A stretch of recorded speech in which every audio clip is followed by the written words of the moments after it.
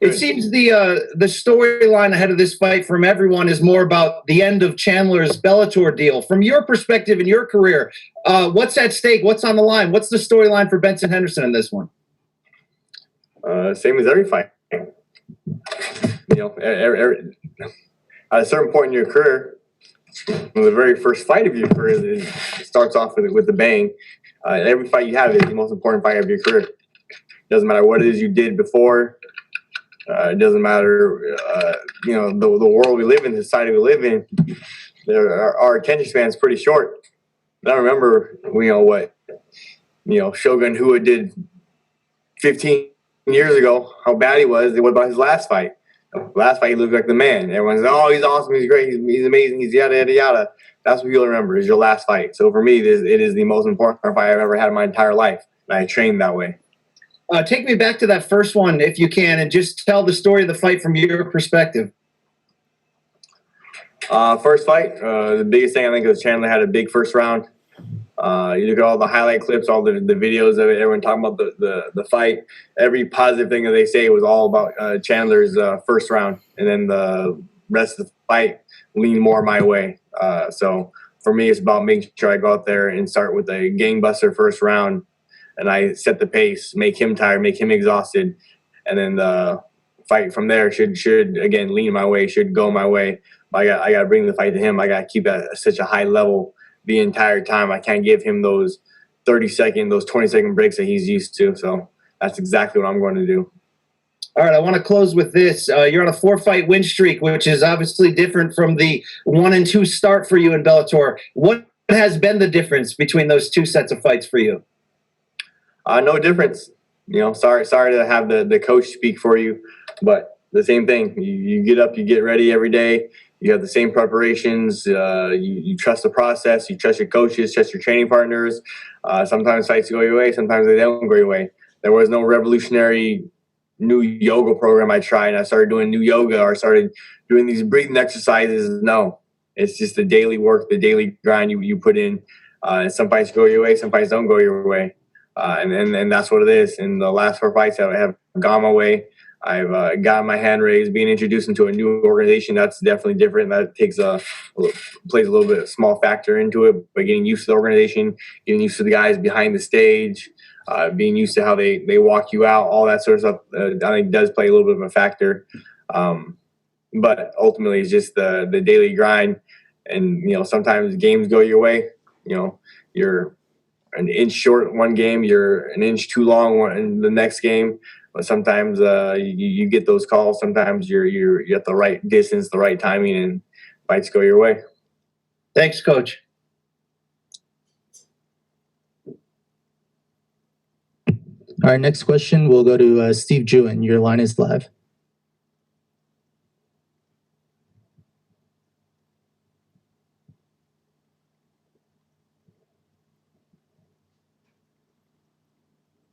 Benson, can you hear me? I got you, Steve. Okay, thank you. I wanted to ask you about that interaction you had with Michael Chandler at Bellator 242. It seemed a little bit awkward, if you don't mind me saying so. And I wonder if it's hard for you as such a God-fearing Christian man to really get into the heat of the moment and talk smack like that. Well, which moment are you talking about? When 242. During the live Bellator 242 broadcast, when you and Chandler were on video together, talking back and forth. Oh. It's hard. You guys are the reporters. You guys are smart. You guys ask the right proper questions to get the response you want to hear. What do you think about his shoes? Were his shoes okay? I didn't really like his shoes. Oh, you didn't like his shoes? Okay, well, you like so you have a problem with his personality. You don't like him, right? No, I said I didn't like his shoes. So you guys are smart. You guys are good. You guys get the response you guys want to hear. You guys get the audio sound bit, the answer you guys want to hear. But I think, for me, I don't really like Chandler, but it's not that big a deal. You don't have to like everybody. You don't have to like your coworkers. You don't have to like your family. You don't have to like your brothers or sisters. You gotta love them, but you don't have to like them that much. I don't necessarily think Chandler is my cup of tea.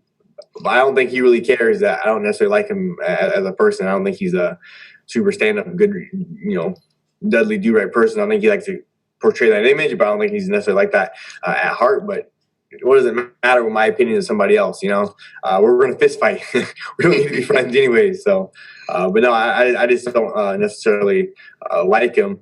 And then the reporters keep bringing that up. I'm like, it's not that big a deal, but yeah, I don't really like him. I don't know. Well, let's put aside not liking him, and I hope you won't take this as sound baiting when I ask this, but even in not liking him, do you still respect him? Not only having fought him for 5 rounds, but seeing that he's the 3-time Bellator lightweight champion, do you respect him? That's a tough question. Maybe I respect some of the things he has done. He's adopted a child. Mad respect for that. For him and his wife for adopting the child. Mad respect, a ton of respect for that. I'm hoping my wife and I will later on at some point in time where we would also be lucky enough to maybe adopt a few kids and change their lives and give them some love. So mad respect for Chandler for that. But some of the other things I don't necessarily have a ton of respect for him for. But I don't think he really cares whether I respect him or not. But a ton of respect for Chandler on the fact that he has adopted a child. So that's amazing. All right, final question before I let you go. Chandler has insisted that the first fight was decisive. He clearly won at least 4 out of 5 rounds. I think the 5th round was very decisive for you, and all of those other rounds are up for debate. So what do you say looking back now on that first fight as you prepare for the next one? If I'm asked a question and I have to respond, I have to reply, then I have to think of something to say. I have to give an answer back. But I don't really think that much. I don't really if I'm at home, I don't ever think about the fight. If I'm it's only ever when it's brought up to me do I have to have an answer for that. But the first fight is what it is. All my fights, they are what they are. You can look back at them, you can judge them, you can score them yourself, and you can come to your own conclusion. You can think this, you can think that. It's cool. It's in the past. It doesn't really matter. Chandler obviously has his own opinion. I have my opinion. I know I won that fight. I know he was a dang near broken man from that 4th round going to the 5th round. Looking at his eyes, I knew. See him after the fight. He knew he lost. You don't push a fighter after fight. How many guys have had bad blood and feuded and this and that, and after fight, what do? They shake hands, like, oh, good job, like, man, great fight, tough fight, whatever. They say something, they shake hands, and but someone a fighter who pushes another fighter after a fight, after having spent 25 minutes trying to beat the person up after the bell rings, then you push them. To me, that shows a serious amount of your character right there. It shows that you knew you lost. He felt he lost before the judges gave him that fight. So that to me that says enough right there. Much respect, Benson. Best of the luck to you on Friday, and thank you for the time as always. Yeah, thank you, man. I appreciate it. All right, our next question comes from Gareth A. Davies. Your line is live.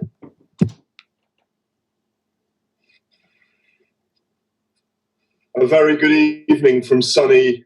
Oh, I was trying to video that and then I lost the video. Very good evening from sunny England, Benson. Sunny over there right now? Wow. Well, I can't move, can I? I'm bloody stuck here. Yeah. Otherwise, I'd be here right now, in the bubble. Yeah. I'm sorry to go over this because it's kind of been talked about by other people, but my question, when you don't like someone, but you obviously respect something they've done in their life, but when you don't like someone, is it important when you're preparing to fight them that you don't let it become an emotional fight for you, and that you make emotional decisions when you fight that person? I think for some people it's kind of hard if you don't like somebody and then you're going to get into a fist fight with them. It definitely can easily turn into a very emotional, very upset. You're trying to, whatever. But for me, I've never really had that problem. I'm pretty cool, calm, collected. If I like somebody, if I don't like somebody, I'm gonna go beat them up. So no, I don't really have that problem. I've never really had to deal with that situation. Most people I fight, whether I got my hand raised or they haven't got my hand raised at Korshkov, threw the worst whooping in my life and anything ever. Like he whooped my butt. I got mad respect for the guy. I love that guy. He's awesome. So a ton of respect for Koreshkov. I like Koreshkov. We message each other back and forth on Instagram and whatnot. You know, he's a good dude. So like that guy gave me a whooping. If I can like him, you know, I don't have a problem with liking people in that way. But just with you know. Just with liking fighting somebody you don't like, I've never really had that issue before. When you go into the 26th minute of what is likely to be a violent physical chess match, as the first one was, is it about who makes the adjustments this time around, do you think? I think for sure. I think a huge part. People see the punching, the kicking, the blood, the gore, but they don't realize there is a chess match to that, and it's all about those little small adjustments. Your timing, you know, a half second too slow, a half second faster. Getting the punch aimed down a little bit lower because he's a little bit shorter. So a lot of punches went a little bit too high, but now you're punching down lower for the past 3-4 months, getting ready for that. All those little small tiny adjustments, they pay a huge factor into the fight, into who gets a hand raised next. And I made sure I did all my work, you know, crossed my T's, dotted my I's, and make sure that I did just that in preparation for this fight. Thank you. Final one from me. You've been working with Crouch, yeah? Yep. Yeah. Is he there with you? Not right now. No, they did not allow any corners into the media area room. So no. I mean, but he's in Mohegan with you. But he's in Mohegan. Yeah. Okay. Cool. Knowing him, he doesn't leave a stone unturned. Have you guys done anything about there being no audience psychologically? No, I just lost I have myself, you know, did a visualization. I made sure I was at the very first UFC event cornering a good buddy, John McDessie. I cornered him for the very first UFC event where there was no crowd.